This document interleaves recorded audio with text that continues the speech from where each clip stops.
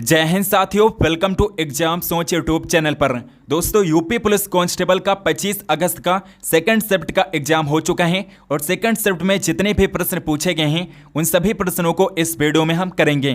पहली शिफ्ट का मैंने पहले ही एनालिसिस करा दिए हैं, अगर आपने उसे नहीं देखा है तो उसे आप जरूर देखिएगा। इस वीडियो को आप दोस्तों पूरा देखिएगा, इससे आपको एक हिंट मिलेगा कि किस तरह के प्रश्न आपके यूपी पुलिस कांस्टेबल में पूछे जा रहे हैं। साथ में एग्जामिनर अगर इन प्रश्नों को रिपीट करते हैं तो आप आसानी से इन प्रश्नों को कर लेंगे, क्योंकि आपको ये क्वेश्चन ऑलरेडी पता होंगे। तो सबसे पहले हम हिंदी के प्रश्नों को करेंगे एंड उसके बाद में हम जीएस के प्रश्नों को करेंगे। तो हिंदी का पहला प्रश्न पूछा गया था दोस्तों, चरण कमल बंदो हरिराई में अलंकार पूछा गया था। चरण कमल बंदो हरिराई में कौन सा अलंकार है, यह प्रश्न पूछा गया था। इसमें दोस्तों रूपक अलंकार है, रूपक अलंकार है। ऑप्शन बी अगर आपने लगाया था तो आपका आंसर राइट है। निम्न में से कौन सा शब्द गौ का अर्थ नहीं है? तो गौ का अर्थ नदी भी होता है, इंद्रिय भी होता है, और गौ का अर्थ गाय भी होता है, लेकिन गज जो है ये गौ का अर्थ नहीं होता है। गज जो है ये हाथी का अर्थ होता है दोस्तों, हाथी का अर्थ होता है, हाथी को गज कहते हैं। प्रणर्थक क्रिया पूछी गई थी, निम्न में से प्रणर्थक क्रिया कौन सी है? तो जगाना दोस्तों प्रणर्थक क्रिया है, जगाना प्रणर्थक क्रिया है। अमित और अमित शब्द युग्म का सही अर्थ क्या है? तो अमित का अर्थ होता है बहुत और अमित का अर्थ होता है शत्रु। तो यहाँ पर ऑप्शन डी जो है राइट आंसर हो जाएगा। यदि बारिश होती तो सूखा न पड़ता, इस वाक्य में काल का कौन सा रूप है? इसमें दोस्तों हेतु हेतु मद भूतकाल है, इसमें हेतु हेतु मद भूतकाल है। अगला प्रश्न है दोस्तों पूछा गया था, निम्नलिखित में से वाक्य के शुद्ध रूप का चयन कीजिए। तो वाक्य का शुद्ध रूप कौन सा है? तो यहाँ पर ऑप्शन ए जो है दोस्तों वो एक विदुषी महिला थी।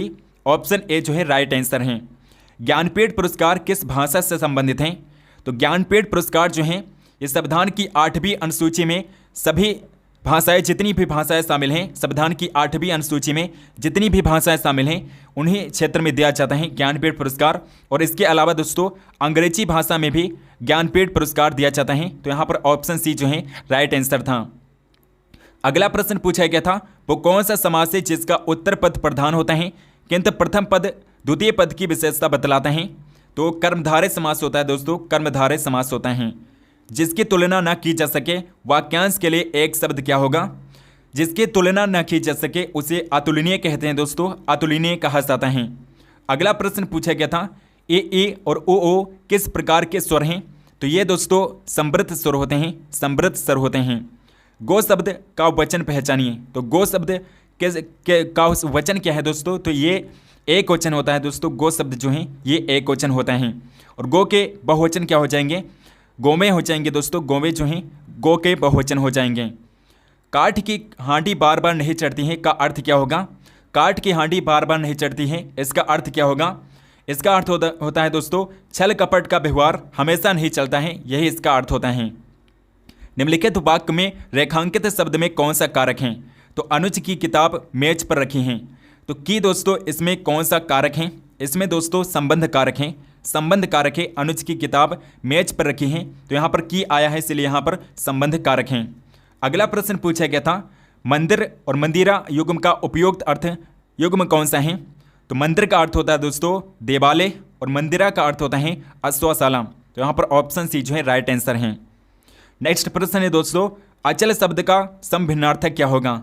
अचल का अर्थ होता है पर्वत और अचल का अर्थ स्थिर भी होता है। तो यहाँ पर ऑप्शन डी जो है राइट आंसर है। आकाश का पर्यायवाची शब्द क्या होगा? व्योम होगा दोस्तों, व्योम जो है आकाश का पर्यायवाची शब्द होता है।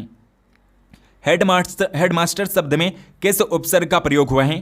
हेडमास्टर में दोस्तों हेड उपसर्ग का प्रयोग हुआ है, हेड उपसर्ग का प्रयोग किया गया है हेडमास्टर में।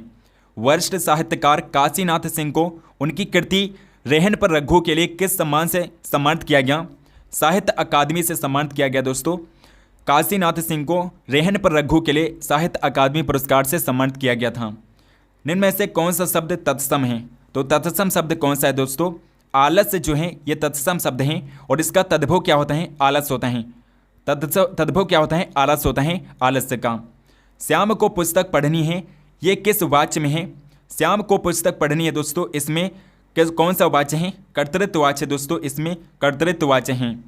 अगला प्रश्न पूछा गया था, निम्नलिखित में से कौन सा स्वर नहीं है?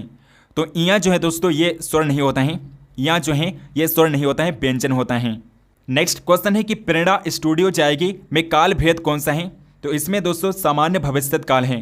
प्रेरणा स्टूडियो जाएगी, इसमें सामान्य भविष्यत काल हैं। निम्न में से कौन सा शब्द स्त्रीलिंग है? तो आय जो है दोस्तों ये स्त्रीलिंग शब्द हैं। आय क्या है? स्त्रीलिंग शब्द हैं। अगला दोस्तों अलंकार से पूछा गया था कि कल कानन कुंडल मोर पखा उर्पे बनमाल विराजत हैं, इसमें कौन सा अलंकार है? ये क्वेश्चन पूछा गया था। तो इसमें दोस्तों अनुप्रास अलंकार है। अनुप्रास अलंकार है, इसमें अनुप्रास अलंकार है क्योंकि यहाँ पर वर्णों की पुनरावृत्ति हुई है। निम्नलिखित में से अर्धविराम चिन्ह कौन सा है? अर्धविराम दोस्तों ऑप्शन सी है। ऑप्शन सी जो है ये अर्धविराम चिन्ह है। कौन सा वाक्य शुद्ध है? तो इनमें से कौन सा वाक्य है जो शुद्ध है?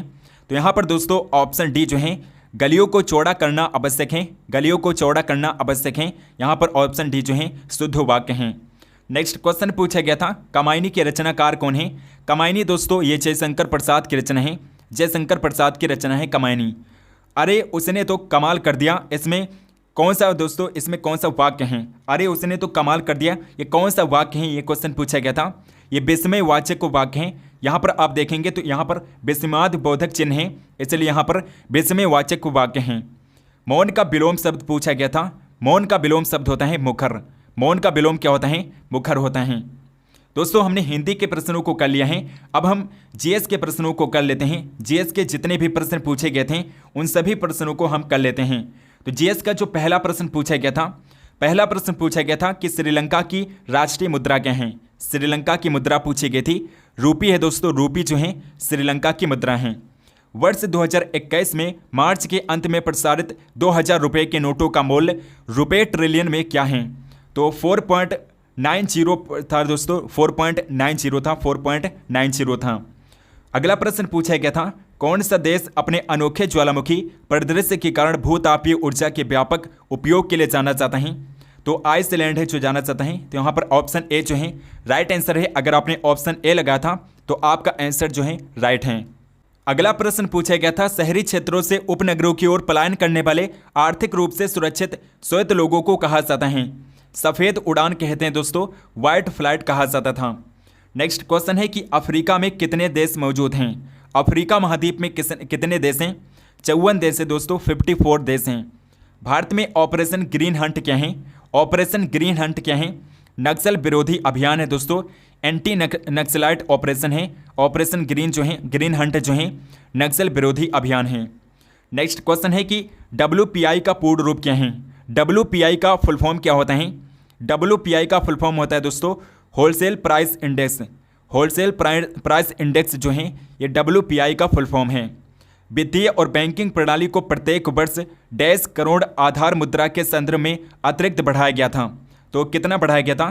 1 से 2 लाख बढ़ाया गया था दोस्तों, 1 से 2 लाख बढ़ाया गया था। अगला प्रश्न पूछा गया था कौन सी अंतर्राष्ट्रीय संधि बच्चों के अधिकारों पर केंद्रित है? तो CRC संधि है।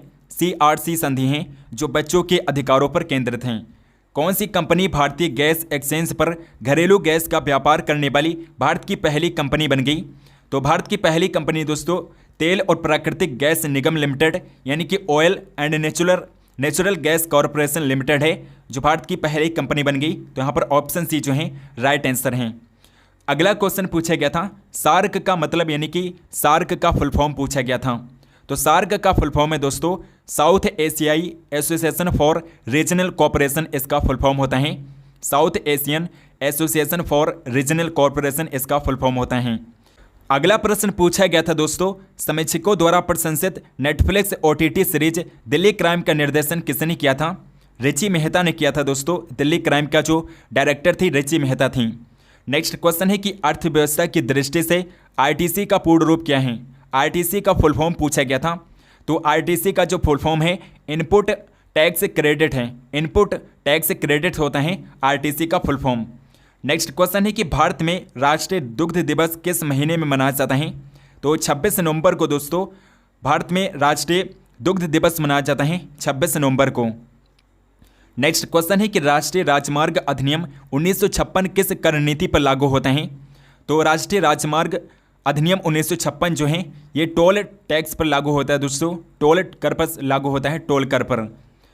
गैलीलियन उपग्रह ये 4 चंद्रमा किस ग्रह के हैं? किस ग्रह के हैं दोस्तों? गैलीलियन उपग्रह जो हैं ये किस ग्रह के हैं? ये दोस्तों बृहस्पति ग्रह के हैं, बृहस्पति प्लैनेट के हैं, गैलीलियन उपग्रह जो हैं बृहस्पति ग्रह के हैं। अगला प्रश्न है दोस्तों, लोकसभा भंग करने की शक्ति किसके पास है? राष्ट्रपति के पास है दोस्तों। राष्ट्रपति लोकसभा को भंग कर सकते हैं। अनुच्छेद 85 के तहत राष्ट्रपति लोकसभा को भंग कर सकते हैं प्रधानमंत्री की सलाह पर। निम्नलिखित में से कौन प्रधानमंत्री राष्ट्रीय ग्रामीण रोजगार गारंटी अधिनियम यानी कि मनरेगा की एक विशेषता है? तो प्रति वर्ष 100 दिन के वेतन रोजगार की गारंटी देना इसकी प्रमुख विशेषता है। तो यह हमारा राइट आंसर हो जाएगा। ऑप्शन ए जो है इस क्वेश्चन का राइट आंसर है। अगर आपने ऑप्शन ए लगाया था तो आपका आंसर राइट है। नेक्स्ट क्वेश्चन पूछा गया था कि आसियान के संबंध में भारत की एक्ट ईस्ट नीति का क्या महत्व है? तो दक्षिण पूर्व एशियाई देशों के साथ आर्थिक, सामरिक और सांस्कृतिक संबंधों को बढ़ावा देना, यही महत्व है एक्ट ईस्ट नीति का, यही महत्व है। तो यहाँ पर ऑप्शन ए जो है राइट आंसर है। हाल ही में किस मिशन को अंतरिक्ष अन्वेषण के लिए 2024 जॉन एल जैक स्विगट जूनियर पुरस्कार मिला है? तो चंद्रयान 3 मिशन को मिला है दोस्तों, चंद्रयान 3 मिशन को मिला है। DDoS का फुल फॉर्म पूछा गया था। DDoS का फुल फॉर्म क्या होता है? डिस्ट्रीब्यूटेड डेनियल ऑफ सर्विस होता है। डिस्ट्रीब्यूटेड डेनियल ऑफ सर्विस होता है DDoS का फुल फॉर्म। अगला प्रश्न पूछा गया था 2014 में भारत में नोबेल शांति पुरस्कार किसने प्राप्त किया था? तो कैलाश सत्यार्थी को 2014 का नोबेल शांति पुरस्कार दिया गया था, कैलाश सत्यार्थी को। प्रसिद्ध पुस्तक the return of the native किसके द्वारा लिखे गए हैं? तो the return of the native पुस्तक जो है ये थॉमस हार्डी की पुस्तक है दोस्तों, थॉमस हार्डी की बुक है। एलोरा निम्नलिखित में से किस राज्य में एक पवित्र स्थल है? तो एलोरा जो है ये महाराष्ट्र राज्य में स्थित है। नेक्स्ट क्वेश्चन है कि नीति विज्ञानी कौन है? तो नीति विज्ञानी कौन है? वैज्ञानिक जो जंगली जानवरों के व्यवहार का अध्ययन करते हैं उन्हें नीति विज्ञानी कहा जाता है, उन्हें इथोलॉजिस्ट कहा जाता है। उत्तर प्रदेश से उत्पन्न कौन सा पारंपरिक नृत्य रूप अपनी नाटकीय कहानी करने और जटिल फुटवर्क के लिए पहचाना जाता है? तो कथक है दोस्तों, कथक जो है ये उत्तर प्रदेश राज्य का क्लासिकल डांस है। अगला प्रश्न पूछा गया था PMFBY से प्रश्न पूछा गया था प्रधानमंत्री फसल बीमा योजना क्या है, इससे प्रश्न पूछा गया था। तो प्रधानमंत्री फसल बीमा योजना जो है इसका उद्देश्य क्या है? कृषि क्षेत्र में सस्टेनेबल उत्पादन का समर्थन करना, यही PMFBY का उद्देश्य है। नेक्स्ट क्वेश्चन है कि ट्विटर और इंस्टाग्राम जैसे सोशल मीडिया प्लेटफॉर्म पर वेरीफाइड अकाउंट क्या दर्शाता है? खाता एक सार्वजनिक व्यक्ति या संगठन से संबंधित है और प्रमाणित है यानी कि वेरीफाइड है, यही वेरीफाइड अकाउंट दर्शाता है ट्विटर और इंस्टाग्राम पर। अगला प्रश्न है कि मानव अधिकारों की सार्वभौमिक घोषणा का कितनी भाषाओं में अनुवाद किया गया है? तो लगभग 500 भाषाओं में दोस्तों, 500 भाषाओं में अनुवाद किया गया है। रियल किस देश की मुद्रा है? ब्राजील देश की करेंसी है रियल। भारत के लुक ईस्ट यानी कि पूर्व की ओर देखो नीति का मुख्य उद्देश्य पर्पस क्या है? तो दक्षिण पूर्व एशिया के साथ आर्थिक और सामरिक संबंधों को मजबूत करना लुक ईस्ट नीति का मुख्य उद्देश्य है। नेक्स्ट क्वेश्चन है 1942 में भारत छोड़ो आंदोलन के समय भारत के वायसराय कौन थे? तो लॉर्ड लिनलिथगो थे दोस्तों, लॉर्ड लिनलिथगो वायसराय थे 1942 में भारत के।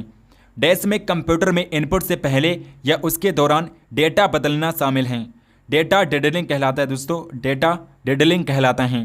ट्रेडमार्क, कॉपीराइट और पेटेंट हैं। तो ट्रेडमार्क, कॉपीराइट और पेटेंट क्या हैं? ये प्रश्न पूछा गया था। अमूर्त संपत्ति हैं दोस्तों, अमूर्त संपत्ति हैं। नेक्स्ट क्वेश्चन पूछा गया था कौन सा देश 2021 में बिटकॉइन को कानूनी मुद्रा के रूप में उपयोग करने वाला पहला देश बना? तो अल साल्वाडोर पहला देश बना था जिसने बिटकॉइन को कानूनी मुद्रा के रूप में यूज़ किया था। निम्नलिखित में से कौन सा देश प्रयोगशाला में नियंत्रित केंद्रीय संलयन प्राप्त करने वाला पहला देश था? तो पहला देश कौन सा था दोस्तों? पहला देश था दोस्तों संयुक्त राज्य America, United state of America था, संयुक्त राज्य अमेरिका था। अगला प्रश्न दोस्तों, किस दिन को धूम्रपान निषेध दिवस के रूप में मनाया जाता है? तो मार्च का दूसरा बुधवार को धूम्रपान निषेध दिवस मनाया जाता है, मार्च के दूसरे बुधवार को। नेक्स्ट क्वेश्चन है कि भारत का सबसे बड़ा संग्रहालय कौन सा है? तो भारतीय संग्रहालय है दोस्तों, इंडियन म्यूजियम है जो कि कोलकाता में स्थित है। भारत का सबसे बड़ा संग्रहालय है भारतीय संग्रहालय। ये क्वेश्चन भी पूछा गया था। तो दोस्तों यहाँ पर हमने हिंदी और जीएस के प्रश्नों को देख लिया है। हिंदी और जीएस के जितने भी प्रश्न पूछे गए थे उन सभी प्रश्नों को हमने इस वीडियो में देख लिया है। आई होप कि आपको ये वीडियो पसंद होगी। फर्स्ट शिफ्ट का मैंने पहले ही एनालिसिस करा दिए हैं, अगर आपने उसे नहीं देखा तो उसे आप ज़रूर देखिएगा। उस वीडियो की लिंक आपको इस वीडियो के डिस्क्रिप्शन बॉक्स में मिल जाएगी। आई होप कि आपको ये वीडियो पसंद होगी। अगर आपको पसंद है तो आप इस वीडियो को लाइक करिएगा और इस वीडियो को शेयर भी करिएगा। चैनल को सब्सक्राइब नहीं किया है तो प्लीज़ चैनल को सब्सक्राइब करके बेल आइकन को ऑल पर क्लिक कीजिए ताकि हम जो भी वीडियो डालें उसकी नोटिफिकेशन आप तक जरूर पहुँचें। सो मिलते हैं नेक्स्ट वीडियो में, तब तक के लिए जय हिंद, वंदे मातरम।